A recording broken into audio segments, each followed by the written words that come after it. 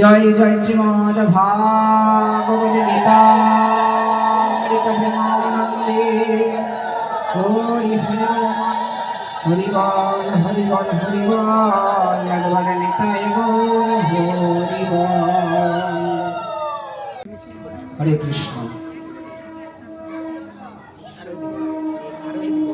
বন্দে গুরুনিশ ভক্ত নিশনিশয় অবতারকানা তৎপ্রকাশং চরিতং তৎশক্তি শ্রীকৃষ্ণ চৈতন্য সংঘকং বন্দে শ্রীকৃষ্ণ চৈতন্য নিত্যানন্দ সহোদৈত গৌরাদায়ী পুষ্পবন্ত চিত্ত সংহতমানুদং অজ্ঞানং তিমিরামন্যস্যং জ্ঞানং যেন শোলকয়া চক্ষুরুন্মিলিতং যেন তস্मै শ্রীগুরুবে নমঃ।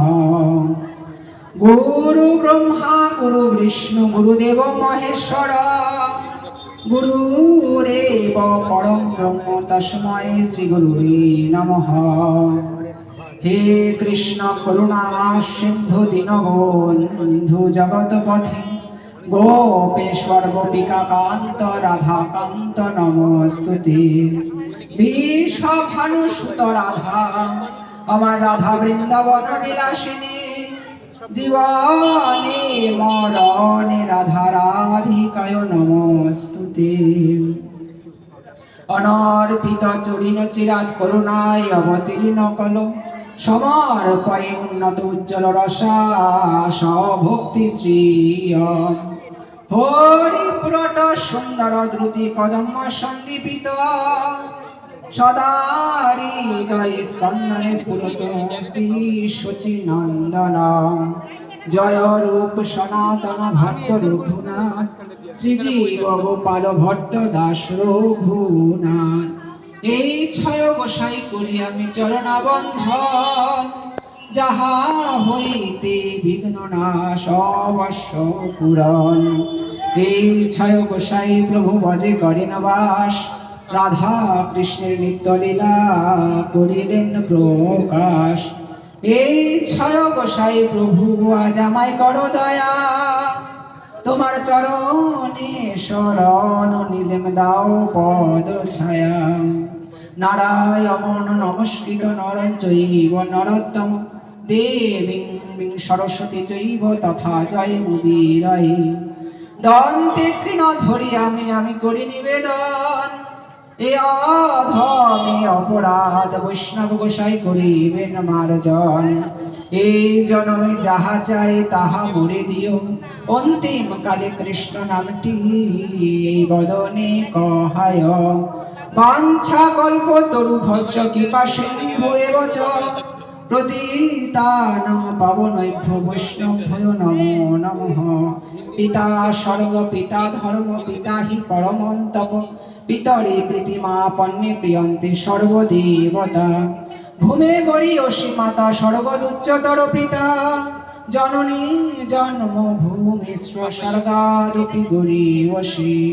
হরে কৃষ্ণ কৃষ্ণ কৃষ্ণ হরে হরে হরে রাম রাম রাম হরে হরে।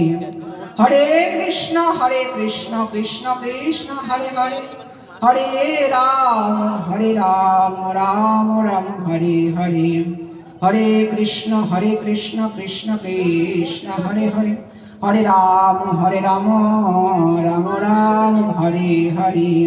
সর্বশ্রোতা বৈষ্ণবগণের আদেশ অনুক্রমে শ্রী শ্রী শ্রীমদ ভাগবত গীতা গ্রন্থ পাঠ আজ হইল আরম্ভয়ে। জয় জয় শ্রীমদ ভাগবত গীতা প্রেমানন্দে হরি হরি হরি বল হরি বল হরি বল একবার নিতাই গৌর হরি বল।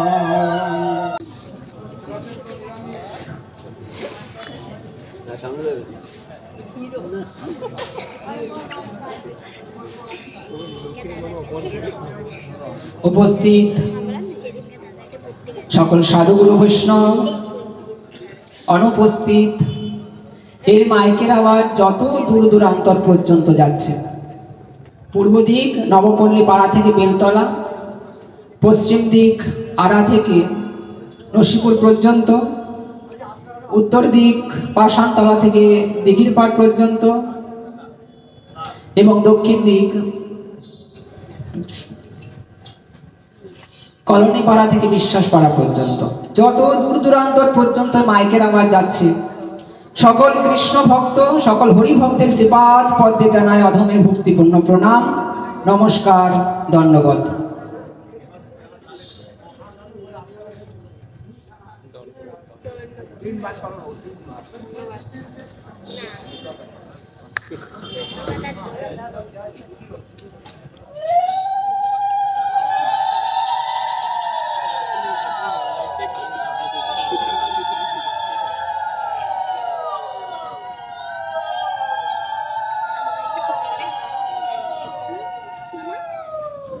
কালীতলা, পূর্ব শাহপুর,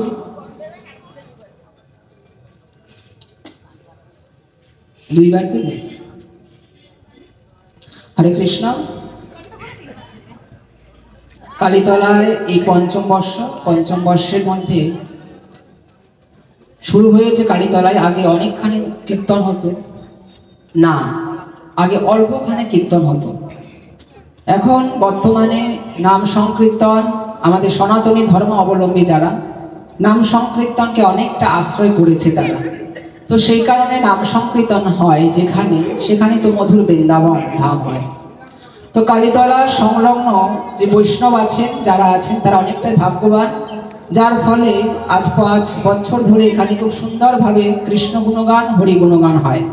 তো এই হরি গুণগান, কৃষ্ণ গুণগানে আমার মতো ছোট্ট একজন পাঠককে নেমন্তন্ন করার জন্য সর্বোপরি এই ক্লাবের সদস্য এবং সভাপতি মহোদয়কে অন্তরের অন্তঃস্থল থেকে অনেক অনেক ধন্যবাদ। আজ শ্রীমদ্ ভগবত গীতার দ্বাদশ অধ্যায় ভক্তিযোগ আলোচনা করব। কারণ ভক্ত যেখানে ভগবান সেখানে, আর ভগবান যেখানে ত্রিভুবনের সকল তীর্থ, সকল ধাম সেখানে হয়। তো সেই ভক্ত হতে গেলে কি করতে হয়, ভগবানকে এত কিছু দিয়ে ভগবান খায় না কেন, এবং ভগবানকে পাওয়ার জন্য কেমন ভাব নিতে হয়, ভগবান কেমন ভাবে ধরা দেবে, তার আলোচনা আমরা করব। দ্বাদশ অধ্যায় ভক্তিযোগ। অভ্যাসে হব সমর্থ হস্যে মৎকর্ম পরমং ভব, মদর্থমপি কর্মাণি কুর্বণ সিদ্ধিমা বাপসি, অথৈত তব শক্ত হসি কর্তম মদযোগমাশ্রিত, সর্বকর্ম ফলং ত্যাগং ততং কুরু যথাত্মবান। ভক্তি আমরা আলোচনা করতে গেলে, ভক্তি পাওয়ার জন্য আগে নিজেকে ভক্ত হতে হবে। ভ কয়ে তয়ে ভক্ত, সেই ভ কয়ে তয়ের মধ্যে যদি হস্যিকার যোগ করি, হস্যইকার যোগ করি, তাহলে হবে ভক্তি। তার মানে কি, আগে ভক্ত হতে হবে, তাহলে তোমার মধ্যে ভক্তি আসবে। ভক্তি হঠাৎ করে ভক্তি আসে না, হঠাৎ করে কৃষ্ণ গুণগান হয়ে যায় না, হঠাৎ করে সাধুগুরু বৈষ্ণব হয়ে যায় না। তিলকমালা সুন্দরভাবে পরিধান করা যায়, কিন্তু সাধু হওয়া কঠিন, বৈষ্ণব হওয়া কঠিন, আবার সহজ অনেক। তো সেই ভক্তি জানার আগে নিজেকে ভক্ত হতে হয়। ভক্ত এত সহজ জিনিস নয়। ভক্ত হওয়ার জন্য অনেক সাধনা করতে হয়, অনেক তপস্যা করতে হয়, তারপরে হওয়া যায়। ভক্তর পর ভক্তি আসবে।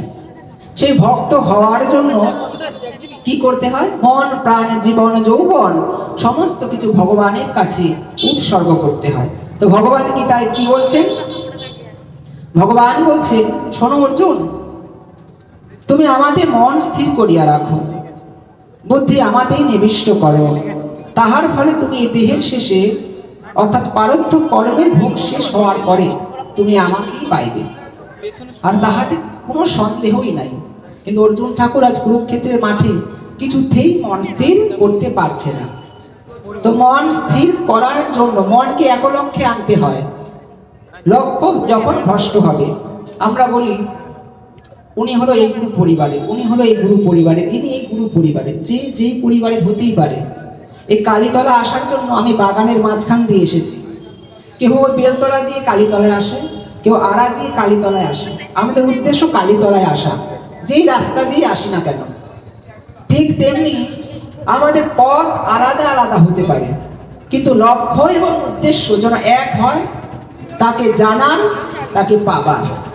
আর এই লক্ষ্য উদ্দেশ্য এক হলেই আপনি ভক্ত হতে পারবেন, তার আগে কখনো নয়। তো অর্জুন ঠাকুরকে যখন এই কথা বলছেন, অন্যদিকে ভগবান প্রশ্ন করছেন। আমাদের মধ্যে একদিন নারদমণি একটু অহংকার হয়ে গেছে। কি অহংকার? সারাদিন আমি নাম জপ করি, আমি কৃষ্ণ গুণগান করি, আমি হরি গুণগান করি, হয়তো এই ত্রিভুবনে আমার থেকে বড় ভক্ত আর কেহ নাই।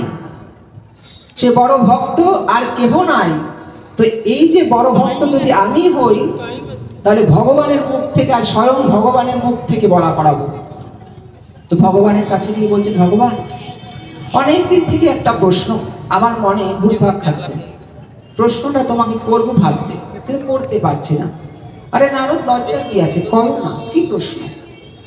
বলছে, প্রভু, আচ্ছা এই যে জগৎ, এই জগতের মধ্যে তোমার সবচাইতে প্রিয় এবং কাছের ভক্তকে? নারদ ভাবছে হয়তো আমার কথাই বলবে। কেন? ওই নারদের মধ্যে অহংকার হয়েছে, আমি তো সব সময় নাম জপ করি। আমি এই অহংকারে আমরা সবার আগে দিকে ধাবিত হই। আমি বড় পাঠক, আমি বড় কীর্তনিয়া, আমি বড় নাম জপ করার কারী লোক হয়ে গেছে, আমি ভক্ত হয়ে গেছি, বৈষ্ণব হয়ে গেছি। এই অহংকারে আমাদের খেয়ে নেয়। মনে রাখবেন, বলছে বৈষ্ণব হতে আমার হয়েছিল সাধ, ওই তৃণাদপি অক্ষরেতে আমি পড়ে গেলাম বাদ। একজন বৈষ্ণব হতে গেলে বলছে তৃণাদপি শুনেছেন তরুণীব সহিষ্ণুন অমানেন মানদেন কীর্তনীয় সদা হরি। একটা ঘাসের উপর পা দিলে ঘাসটা প্রথমে মাথা নোয়াবে, মাথা নোয়ানোর পর যখন আপনি পাটা তুলে ফেলবেন, আবার ঘাসটা উপরের দিকে তাকাবে। একটা গাছে যতক্ষণ পর্যন্ত পাতা থাকবে, ততক্ষণ পর্যন্ত আপনাকে ছায়া দান করবে গাছটা। ঠিক তেমনি একজন বৈষ্ণব যতক্ষণ পর্যন্ত বৈষ্ণবের মধ্যে প্রাণ থাকবে, বৈষ্ণবকে শত আঘাত শতবার মারলেও বৈষ্ণব কৃষ্ণ গুণগান করা কখনো ছাড়বে না। আর আমাদের মধ্যে কিছুতে কিছু হলে আমি আর আসবোই না কীর্তনে, এই ক্লাব থেকে আমি চিরজীবনের জন্য বাদ, সদস্যপদ খারিজ। আমরা এই যে তাড়না, এই তাড়নায় আমাদের কুড়ে খায়। তো নারদমণির অহংকার হয়েছে। কি অহংকার? যে আমার চাইতে বড় ভক্ত হয়তো এই ত্রিজগতে আর কেহ নাই। তো সেই কারণে আজ নারদমণির এই অহংকার মনে মনে ভগবান উপলব্ধি করতে পেরে বলছে, নারদ, আজকে আমার প্রচন্ড মাথা ব্যথা করছে। তো মাথা ব্যথা করার জন্য এত বড় বিশ্ব ব্রহ্মাণ্ডের মধ্যে কে বড় ভক্ত আমার মনে পড়ছে না। ভগবানকে নারদমণি বলছেন, প্রভু, তোমার মাথা ব্যথা তাই না? তো আমি কিছু ডাক্তার বদ্যি খনকার ডাকি। বলছে, এই মাথা ব্যথা এই সমস্ত ডাক্তারে কিছু করতে পারবে না। এই মাথা ব্যথা সারানোর জন্য আমার ভক্ত পদধূলা চাই। নারদ, যদি তুমি আমাকে একটু ভক্ত পদধূলা নিয়ে আসতে পারো, তাহলে আমার এই মাথা ব্যথা সারতে পারে, তার আগে কখনো নয়। তো নারদমণির আজ ভগবানের কথা শুনে আর সবার প্রথম গেল স্বর্গধাম। স্বর্গধামে গিয়ে আজ সমস্ত দেবদেবতারা দেখছেন এত সুন্দর চকচকে আসনে বসে আছেন, আর দেবদেবতাদের ডেকে বলছেন, এই যে তোমরা কেহ কি ভগবানের জন্য একটু চরণ ধুলো দিতে পারো গো? তখন বলছেন, দেখো নারদ, ভগবান অনেক উপরে, এই বড় মাপা যায় না। আমরা ওই ভগবানের জন্য, আমাদের মতো ছোট্ট ক্ষুদ্র দেবদেবতারা ভগবানের জন্য পায়ের ধুলা দিতে পারবো না। যদি ভগবানের জন্য পায়ের ধুলা দিই, আমরা হয়ে যাব মহাপাতকী, আমরা হয়ে যাব অপরাধী। তাই ভগবানকে আমরা কখনো পায়ের ধুলা দিতে পারবো না। আচ্ছা, তোমরা তার মানে কেহ দেবে না? বলছে, না, কেহ দেব না। তো আজ নারদ মুনি ওই বাজায় বীণা, ওই রাধিকার অনশনে। আজ রাধা রানী তার সাথে অষ্টসখী সুন্দরভাবে আজ খেলা খেলছেন বৃন্দাবনের মাঝারে। আর বৃন্দাবন ধামে এসে নারদ মুনি বলছেন, এই যে রাধে, তোমার কাছে একটা প্রশ্ন করব। বলছে, কি প্রশ্ন নারদ? বলো দেখি, তোমার কাছে ভগবানকে? বলছে, আমার কাছে শুধু নয়, এই জগতে যারা যারা আছে, ও তোর যার লাগিয়া কাঁদে রে প্রাণ, তোর কাছে সেই তো ভগবান। আমার প্রাণ যার জন্য কাঁদবে সেই হবে ভগবান। আমার প্রাণ যে সবসময় ভগবান শ্রীকৃষ্ণচন্দ্রের জন্য কান্না করে। বললেন রাধা রানী। তো রাধাকে বলছে, রাধা, তোমার মন যদি কৃষ্ণের জন্য কান্না করে, তাহলে কৃষ্ণের আজকে মাথা ব্যথা, সেই মাথা ব্যথা সারানোর ঔষধ দিতে পারবে? বলছে, কি ঔষধ? বলছে, একটুখানি ভক্ত পদধূলা চাই। বলছে, আচ্ছা, তোর সঙ্গে কি এনেছো? বলছে, আমি সঙ্গে তো কিছু আনি নাই, নারদের মধ্যে শুধু আছে, নারদ বীণা বাজায় আর নারায়ণ নারায়ণ করে, আর সাথে আমার শুধু এই নামাবলীটুকু আছে, তো দাও, নামাবলীটুকু বিছিয়ে দাও। তো নারদ অবাক, দেব দেবতারা পারলো না পায়ের ধুলা নাকি দেবে? এখানে আবার কারণ কোনখান থেকে দেবে? তো যখন ওই নামাবলীটুকু আজ বিছিয়ে দিল, তখন আজ সবাইকে অষ্টসখী ললিতা, বিশাখা, তুঙ্গভদ্রা, ইন্দুরেখা, চম্পকলতা, সুদেবী সবাইকে নিয়ে বলছেন, সখীরা আয় রে সখী, ভগবানের জন্য আজ আমরা পায়ের ধুলা দেব। আজ ভগবানের জন্য সমস্ত সখীরা রাধারানী সহ পায়ের ধুলা দিয়ে দেবেন। আর পায়ের ধুলাটা নারদ মুনি নিয়ে শুধু একটা প্রশ্ন করলেন। কি প্রশ্ন জানেন? বলছেন, না রাধা, একটা প্রশ্ন করি। বলছে, কি প্রশ্ন? স্বর্গে গেলাম, কেহ দিল না পায়ের ধুলা অপরাধের ভয়ে। তুমি যে ভগবানকে এই পায়ের ধুলা দেবা, তোমার কি অপরাধের কিছু নাই? তোমার অপরাধের ভয় নাই, পাপের ভয় নাই? রাধারানী কি বলেছিল? বলেছিল, নারদ, যেই দিন থেকে আমি কৃষ্ণ মন্ত্রে দীক্ষিত হয়েছি, সেই দিন থেকে আমার মন, প্রাণ, জীবন, যৌবন সমস্ত কিছু ভগবানের নামে আমি উৎসর্গ করে দিতে পেরেছিলাম। সেদিন দীক্ষা নেওয়ার সময় কর্ণে দীক্ষা নিয়েছিলাম, সেদিনকে কি আর পা দুটো কেটে বাদ রেখে দিয়েছিলাম নাকি নারদ? এই মাথা যার, পাও তো তার। যার মাথা তার পায়ের ধুলা তার, সে নেবে, আমার অসুবিধা কি? এই ভাব যদি কেহ রাখতে পারে, ভক্ত বলে জানে তারে, যে মন, প্রাণ, জীবন, যৌবন ভগবানের জন্য দিতে পারে, তাকে একমাত্র ভগবান ভক্ত বলা হয়। আর এই পদধূলা সেই পদধূলা নয়। বলছে, অঙ্গে মাখো মাখো হে এই নাও ব্রজের ধুলা। ওরে ধুলা নয় রে, ধুলা নয় রে, গোপী পদ রেণু, এই ধুলা বাঞ্ছা করে ওই নন্দের বেটা কানু। অঙ্গে মাখো মাখো হে এই নাও ব্রজের ধুলা। তো এই ধুলা নিয়ে আজ কোথায় গেলেন নারদ? ভগবানের কাছে। এই যে ভগবান, তোমার ধুলা নিয়ে এসেছি মাথা ব্যথার ঔষধ। ভগবান বলল, নারদ, আমার মাথা ব্যথা ঠিক হয়ে গেছে। ই আর কি ফাজলাম নাকি? একবার গেলাম স্বর্গে, একবার গেলাম মর্তে, এত কষ্ট করে ধুলা এনেছে, এখন বলছে মাথা ব্যথা সেরে গেছে। তোমার ধুলা তুমি যা করবে করো। ও নারদ, বৈষ্ণবের মধ্যে এরকম খিটখিটে রাগভা বলে চলে নাকি? তোমার এত তেজ কিসের? শোনো নারদ, তোমার মনের মধ্যে অহংকারের বীজ হয়েছে কি জানো? যে আমি যেহেতু নাম জপ করি, আমি যেহেতু কৃষ্ণ গুণগান গাই, তাই আমার চাইতেও বড় ভক্ত আর কেহ নাই। ও নারদ, তুমি যদি বড় ভক্ত হতে পারো, তোমারও তো দুখানি পা ছিল, ওই পায়ে কি আমার জন্য এক ফোঁটা ধুলো ছিল না গো নারদ? তো নারদ আজ বেকুব হয়ে রইলেন ভগবানের কাছে। ঠিকই তো বলেছে ভগবান। তার মানে কি তুমি এখনো বড় ভক্ত হতে পারো না?